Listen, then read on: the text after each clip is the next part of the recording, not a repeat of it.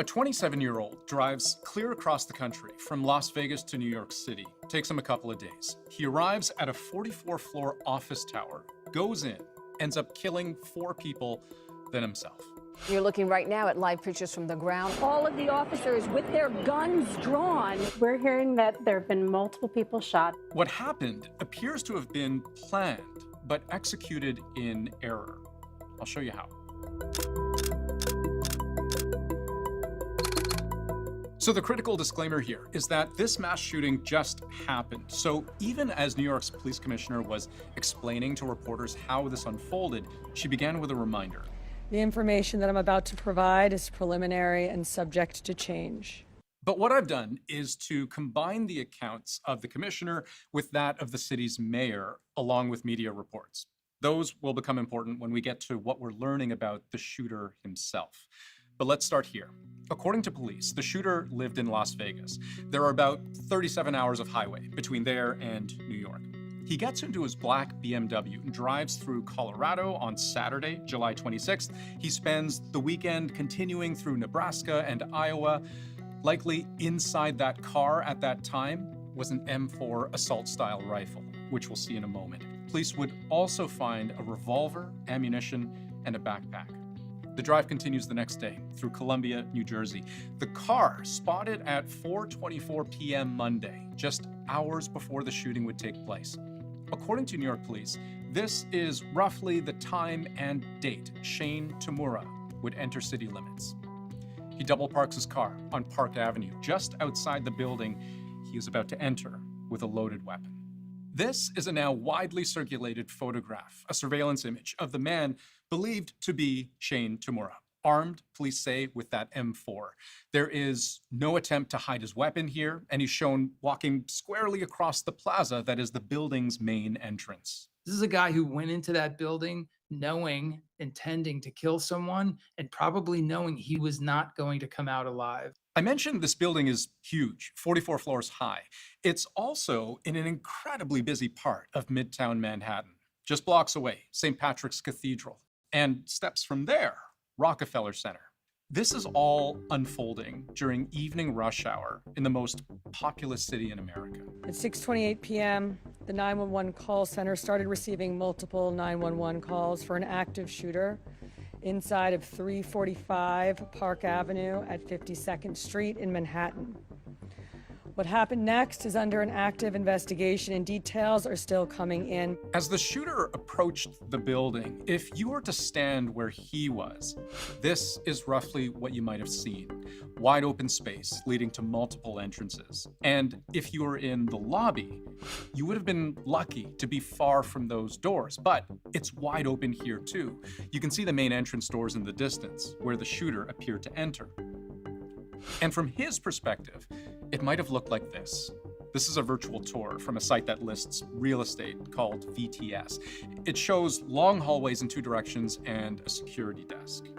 The building's security camera footage shows the shooter enter the lobby, turn right, and immediately open fire on an NYPD officer.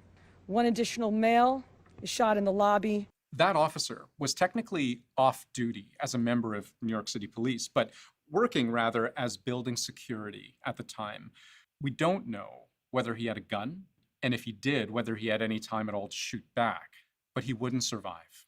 Neither would a woman trying to hide behind a pillar, nor a security guard who tried to take cover behind a security desk. And according to the city's mayor, the death of that guard would play an important role in what was about to happen next. The shooter then calls the elevator, which opens in the lobby. A female exits that elevator, and he allows her to walk past him unharmed. And this is where the story takes a major turn, because according to Mayor Eric Adams, speaking on morning TV, he appeared to have gone to the wrong floor. There are 2 different elevator banks, Adams would say. Some banks don't go to every floor. He appeared to have gone to the wrong bank, and he ended up on the floor of Rudin Management. There's a reason the mayor believes the shooter was trying to get to a different part of the building, which I'll explain in a moment. But instead, he goes to the 33rd floor, where, according to media reports, the woman who had just moments earlier left that elevator unharmed was headed. What New York's mayor would add to this, speaking to MSNBC, was that the elevator at that moment could have been stopped. They implemented so many safeguards, and even to the point that they could have stopped the elevator from moving in any direction or bringing it back to the floor. Except the security guard capable of operating it was killed at the security desk. So the shooter moved on. He goes up to the 33rd floor, which is route and management, and begins to walk the floor, firing rounds as he traveled. One person was struck and killed on that floor. He then proceeds down a hallway and shoots himself in the chest. According to police, the shooter would die from this self-inflicted gunshot wound. All of this would have happened over the course of minutes. According to witnesses, within about a half hour of this photograph being taken, people who had been trapped inside the building with the shooter began to leave, their hands up, finally able to escape. I want to be very clear. We believe this to be a lone shooter, and there is no longer an active threat to the public.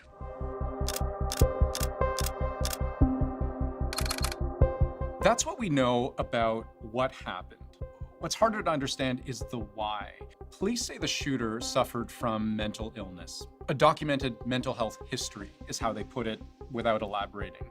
But CNN adds to this, citing their own inside source, that investigators found a suicide note in the shooter's back pocket. That in this note, he claimed to suffer from chronic traumatic encephalopathy.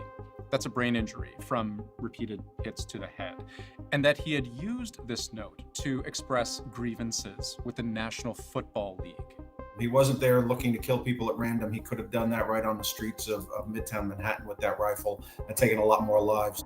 The NFL has offices on the 5th floor of the building the shooter entered. CNN also reports that the shooter used to play football competitively, and that one thing he requests in the note, "Study my brain, please." We don't know how differently this might have turned out if the shooter had found his way to those NFL offices instead of where he actually ended up. But at the time I record this, of the 4 victims killed, we know the most about the first.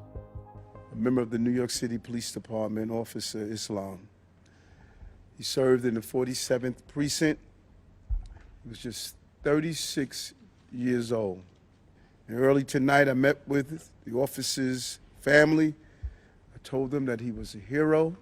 He's the officer shot first in the lobby. According to media reports, Didarul Islam was a father of 2. His wife is pregnant with their 3rd. And in time, we are likely to learn more about the other victims. But where it comes to the shooter, his motivation, his criminal history, if any, that investigation will take longer. Because police will be interested to know not only why this happened, but also whether he could have been stopped.